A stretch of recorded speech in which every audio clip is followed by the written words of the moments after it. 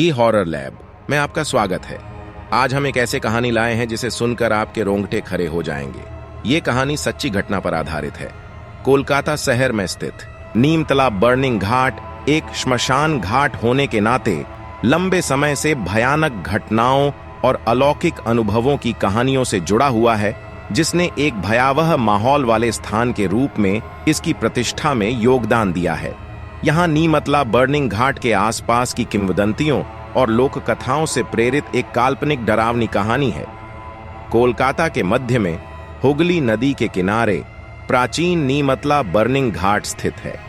एक ऐसी जगह जहां जीवित और मृत लोग एक अनकहा संबंध साझा करते हैं और जहां इस दुनिया और अगले दुनिया के बीच की सीमा पतली है।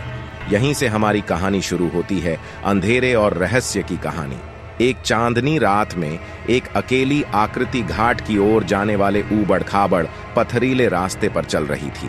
उसका नाम अर्जुन था। वह एक जिज्ञासु युवक था जिसमें अज्ञात के प्रति अतृप्त भूख थी।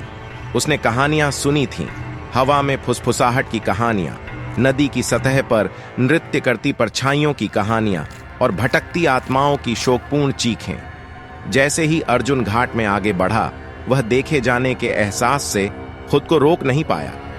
रास्ते में लगे प्राचीन पेड़ एक अजीब लय में लहरा रहे थे, मानो एक दूसरे से रहस्य फुसफुसा रहे हों। वह एक जीर्ण शीर्ण मंदिर के पास पहुंचे, जहां एक बूढ़ा पुजारी ध्यान में बैठा था। पुजारी ने अपनी आंखें आधी बंद करके अर्जुन को पास आने का इशारा किया।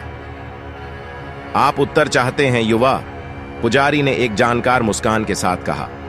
लेकिन सावधान रहें, क्योंकि यहां रहने वाली आत्माएं घुसपैठियों पर दया नहीं करती। अर्जुन ने सिर हिलाया।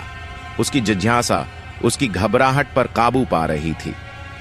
मुझे और जानना चाहिए, मुझे कहानियां किंवदंतियां बताओ। पुजारी ने पीड़ित आत्माओं, खोए हुए प्रेम और कम होती जिंदगियों की कहानियां सुनाने के लिए बाध्य किया। उन्होंने एक निराश महिला के बारे में बात की, जो अपने लंबे समय से खोए हुए पति की तलाश में घाट पर भटक रही थी।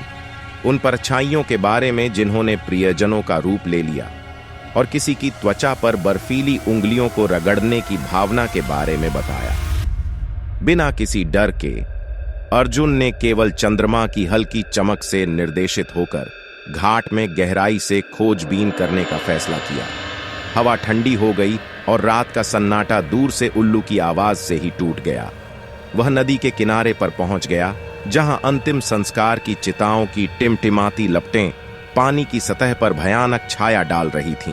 अचानक अर्जुन को अपने कंधे पर एक हाथ महसूस हुआ, बर्फीला और कंकाल। वह अपने सामने एक पारभासी आकृति को देखने के लिए मुड़ा। उसका दिल उसकी छाती में धड़क रहा था। वह एक औरत थी, उसकी आंखें दुख से भरी थीं और उसकी आवाज एक फुसफुसाहट थी। उसे ढूंढने में मेरी मदद करें, उसने विनती की।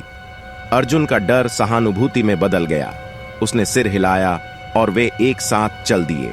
भूतिया महिला उनका नेतृत्व कर रही थी। जैसे जैसे वे घाट की गहराई में भटकते गए, अर्जुन को एहसास हुआ कि उसने जो कहानियां सुनी थीं, वे सच थीं। आत्माएं इन पवित्र मैदानों में घूमती थीं, समापन की तलाश में, एक शाश्वत खोज में खो गईं। रात बीत गई और अर्जुन कभी नहीं लौटे। जो लोग नीम तालाब बर्निंग घाट पर जाते थे, वे कभी कभार उनकी एक झलक देख लेते थे। वे भूतिया महिला के साथ चलते हुए शांति की तलाश में खोई हुई आत्माओं की सहायता करते थे। कुछ लोग कहते हैं कि वह भी घाट की शाश्वत टेपेस्ट्री का एक हिस्सा बन गया था, जो हमेशा के लिए इसकी भयावह सुंदरता से बंधा हुआ था। नीम तालाब बर्निंग घाट की कहानियां जीवित हैं, जो उन लोगों को अपने रहस्य बताती हैं जो इसके छायादार क्षेत्र में उद्यम करने का साहस करते हैं।